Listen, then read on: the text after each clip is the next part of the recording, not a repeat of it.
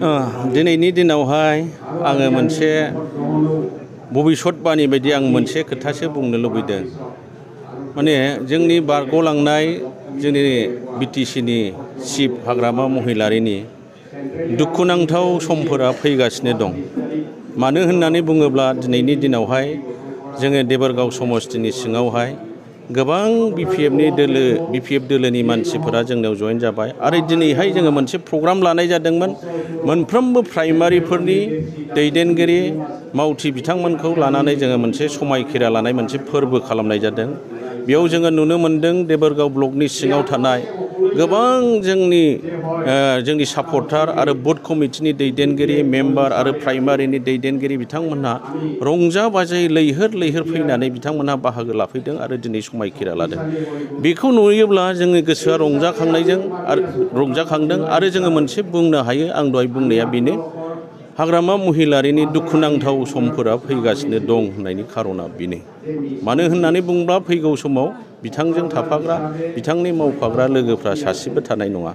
आरो बिनि दुखुनांथाव समा मानो सफैदों होननानै बुङोब्ला दिनै देबोरगाव समस्तिनि सिङाव जोङो गिदिंनानै नुबाय बिथांखौ मोजां मोनग्रा बिथांनि मानसिफ्रा रावबो गैलिया। मानोना गासैबो जोंनि दोलोआव जइन जाफैबाय आरो बिथांखौ जायफोरा भट होनानै देरहाहोदोंमोन बिथांमोनहाबो फारि फारि गुगाबोगासिनो दं।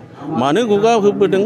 दिनैहाय रायजो राजाया बिथांनि सायाव फोथायनाय दंमोन, मोजां मोननाय दंमोन, सेम्पिटि दंमोन। बेखौ लानानै बिथांखौ जोङो भट होनानै जोंनि रायजो राजाफ्रा देरहाहोदोंमोन। नाथाय जोङो नुनो मोनबाय बे 4 बोसोर समावहाय बियो रायजो राजानि गांनाय उखैनाय, रायजो राजानि अभाब अभिजोगखौ लानानै बियो बिटिसि एसेम्ब्लियाव सानसेबो नुजाहैयाखिसै। बे नुजाहैनानै जोंनि रायजो राजानि गांनाय उखैनायखौ बिथाङा रायथिहैयाखिसै। जोंनि ओनसोलनि गासैबो नांगौफोरखौ बिथाङा बुंथिहैयाखिसै।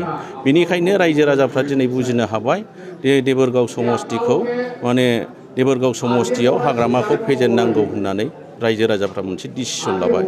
नाथाय आङो दिनैहाय देबोरगाव ब्लकनि प्रेसिडेन्ट जानानै आङो बेखौबो बुंनो लुबैदों, हाग्रामा महिलारि सारा जोङो जाथिनिनो मोनसे बिटिसिनि सासे दैदेनगिरि आरो बिथाङा आन्दलनकारि हिसाबै बिथांनि जेननायखौ जोङो लुबैया।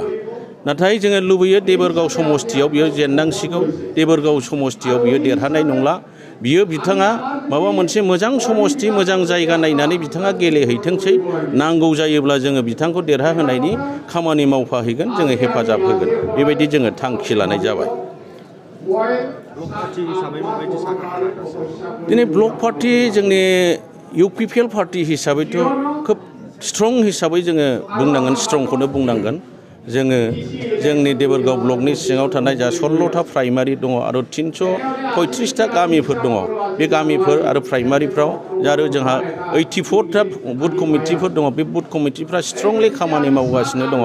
माखासे समनि सिगाङावहाय जोंनि दोलोआ गोदान हिसाबै माखासे मावनाय दांनायफ्राव एसे बेखायदा उसुबिदा जाबाय थादोंमोन। नाथाय लासै जोंनि मावथिफोरा बुजिनो हाजोब्बाय, स्ट्रंलि खामानि मावनो हानायनि बेबस्थाया दा जाजोब्बाय। बेनिखायनो जोङो फैगौ 2025 मायथाइनि बिटिसि इलेक्सनाव जोंनि देबोरगाव समस्तिया देरहागोना रोखा जाबाय आरो जोङो थांखि लादों देबोरगाव मिसन हिसाबै जोङो खामानि मावगोन। जौगानाय हिसाबैथ' जोङो दिनैहाय थांनाय समाव बिपिएफआबो नंगौ लामा दालांफोरखौ मावदों। दा जोङो 4 बोसोराव जोंनि इउपिपिएल दोलोनि खामानि मावनाया रायजो राजानि गांनाय उखैनायखौ नोजोर होनानै जोङो आगोलावहाय बिसोरो होनो रोङै माखासे आसनिफोरखौ होदों। दिनै अरुण'दय होदों, अनसाय बिथांखि होदों, रग निर्मल होदों। बिदिनो गोबां गामि ओनसोलाव रायजो जानाय आइ आफा बिदा फंबाय गोरिब दुखिफोरनि थाखायनो जोङो बेफोर आसनिखौ मावदों। आरो देरसिन बाख्नायनांगौआ बेनो जाहैबाय जोंनि प्रमद बर' सारनि दैदेननायाव दिनै सुबुं सम्पद जे बानायदों, सुबुंनि धोन बानायदों। दिनै सुपार 50 मिसननि गेजेरजों दिनै जोंनि गोरिब दुखिनि न'खरनि सुबुंफोरखौबो फरायसुलिफोरखौबो दिनै कचिं होनानै दिनै गोजौ थाखोनि साख्रि मोनहोनायनि बेबस्थाखौ लाहोनो हादों। दिनै रायजोआ मिथिगौ, नोंथांमोनहा मिथिगौ, दिनै सारा भारतआनो मिथिगौ।